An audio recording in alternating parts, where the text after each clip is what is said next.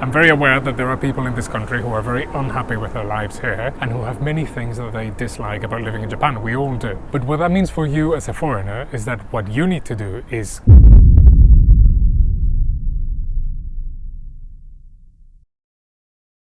Hello everyone, welcome back to the channel. My name is Gabriel and I'm a business owner living in Tokyo, Japan for over 5 years, and on this channel we talk about my experience living in this country. In today's video I wanted to talk to you about certain things about life in Japan that make me wonder whether Japan is actually the best country in the world. Now, you'll find that idea floating around sometimes on the internet, and today I thought I would like to talk about that a little bit, because obviously that's a very subjective idea. We're all different, we all want different things, and it's the best country for what? Is it the best country to visit, to live in? Is it maybe the best country for your job, for your finances, for your family? What is it? There's an incredible amount of aspects to consider. So today I thought we would talk about that a little bit, not simply by saying that Japan is a great country because the food is amazing and the culture is very ancient and all that, but simply from a more pragmatic point of view as someone who's been living here, dealing with life in Japan for a very long time. And I think the first thing I'd like to talk about is a point that might be a little bit obvious for some of you, but I think it's important to talk about it nonetheless, and that's the safety. Japan is an incredibly safe country.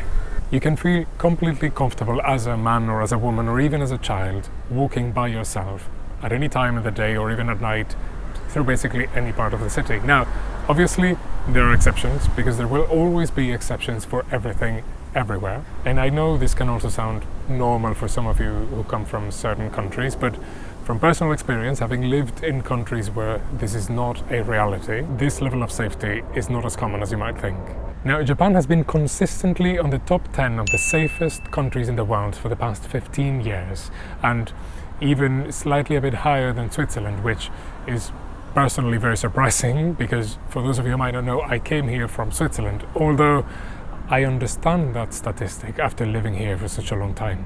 It is completely normal to see children as young as first year of primary school, 5, 6 years old, walking by themselves, taking the train by themselves during rush hour from one side to the other side of Tokyo.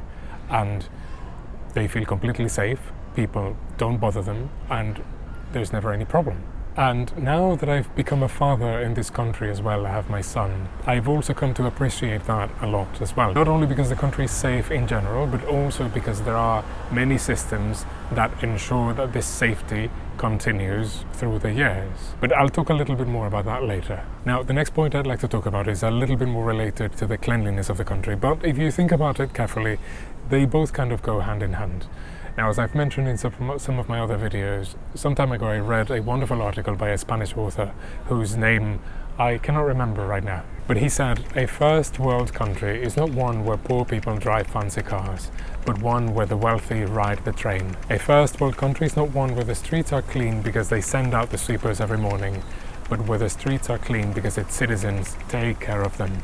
This is the reality of Japan. And when you've been living in Japan for a while, particularly at first, you might be very astonished by the fact that yes, in fact, everything is quite clean all the time. But once you've gotten used to the way things work in the country, you realize that it is true, they are clean because people are always taking care of their surroundings. Now, I'm sure many of you have heard that in most schools they teach children to clean the school themselves. They clean the classrooms, they clean the restrooms themselves.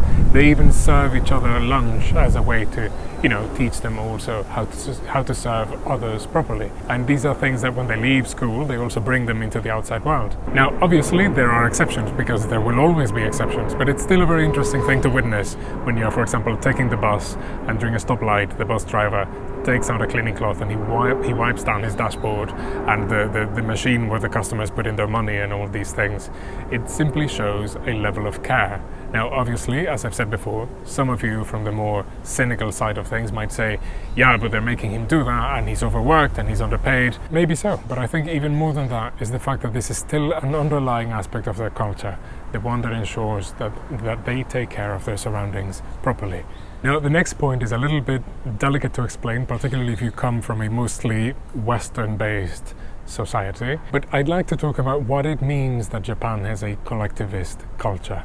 Now, I'm sure you've heard that term before. Certain cultures are individualistic and they favor the individual. Basically, for lack of better words, you make your decisions based on what works for you best, what serves you best. But in a collectivist society, it turns out that people make decisions based on how it affects the community as a whole. And that sounds very obvious, but it's actually very difficult to convey how it feels unless you've experienced it yourself. So when you live in Japan for a while and you begin to form part of a certain community, be that a group with your neighbors or maybe your partner's family or your group of friends, you start to see that everyone really does treat each other like a family. And as ridiculous as it sounds, sometimes I've been very moved emotionally by the way they treat each other. Just as a bit of a personal example, a few days ago we actually had a supermarket in our neighborhood that after 20 years closed its doors for the very last time. And we kind of decided to go down to the supermarket before closing time just to go there for a very last time. But what I didn't expect is that basically the entire neighborhood would go down to the supermarket to show their immense gratitude towards the staff members who've been working there for such a long time. And so you could see the store manager welling up with tears while he was giving his goodbye speech and thanking everyone.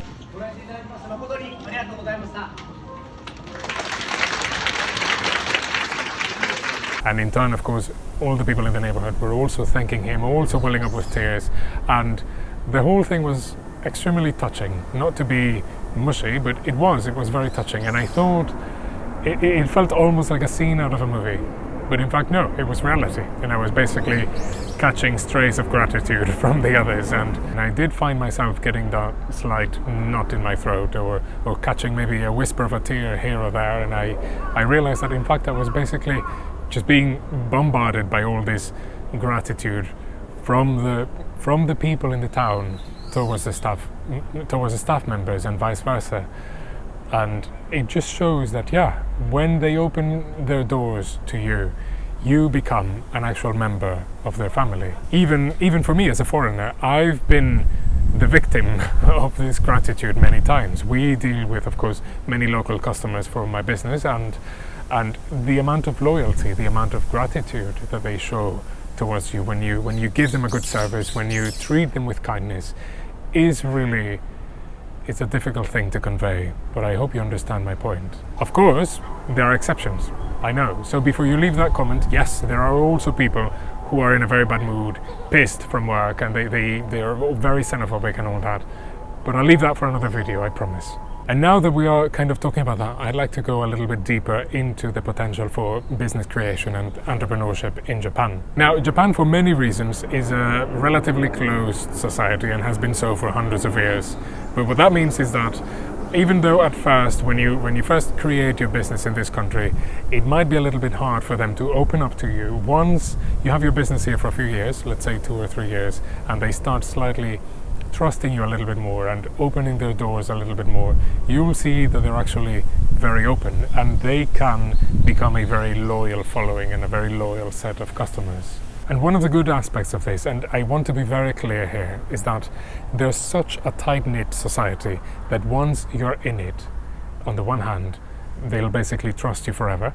And so in regards to competition, it's actually very difficult for example, another foreign company to come and compete with you, because then that means they will also have to survive for the first handful of years, basically not having any trust from anyone until they start building a reputation for themselves. But by then, hopefully, you'll be already far ahead. And on the other hand, they're so closed that they tend to rely as well on very passive forms of marketing. So even something like word of mouth can take you very far with your business. And there's a lot of potential for growth when it comes to your name and your brand. But what that means for you as a foreigner is that what you need to do is combine this knowledge with some more aggressive marketing techniques, like the ones we might use in the West, to make your business stand out even more among the competition in this country. But I'm preparing right now another video where I'll be going over this a little bit more in detail, so make sure you don't miss it. Obviously, we can talk about this for hours, but I think it will always end up being a very subjective matter, because I'm very aware that there are people in this country who are very unhappy with their lives here